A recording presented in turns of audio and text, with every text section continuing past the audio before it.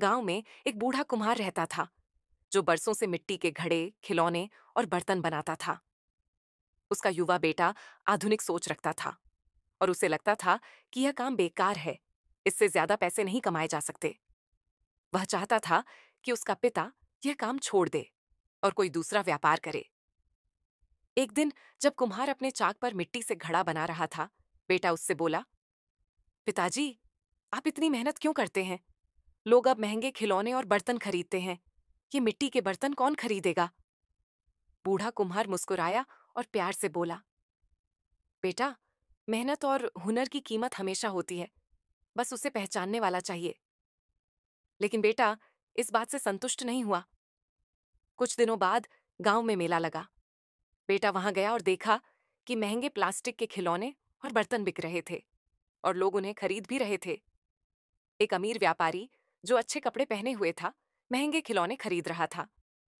बेटा मन ही मन सोचने लगा, पिताजी का काम तो पुराना हो गया, अब इस तरह के महंगे सामान ही बिकते हैं।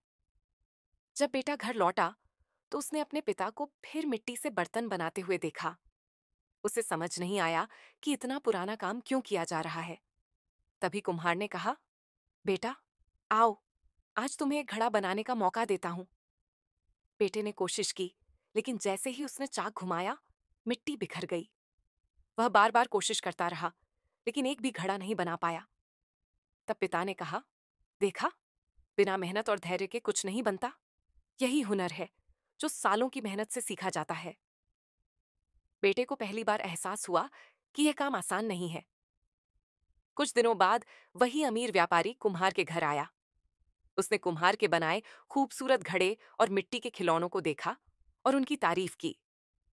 उसने कुम्हार को अच्छे दाम देकर कुछ घड़े खरीद लिए। बेटा यह देखकर हैरान रह गया। अब बेटे को अपने पिता के काम की असली कीमत समझ आ गई थी। उसने खुद मिट्टी के चाक पर बैठकर बर्तन बनाना शुरू कर दिया। धीरे धीरे उसने अपने पिता की कला में नयापन जोड़ दिया, जिससे गांव और शहरों में उसके बनाए हुए बर्तन और खिलौने मशहूर हो गए। अब कुम्हार का बेटा गर्व से अपने पिता के साथ काम करता था। उसने सीखा कि कोई भी काम छोटा नहीं होता, बस उसे मेहनत और लगन से किया जाए तो सफलता जरूर मिलती है।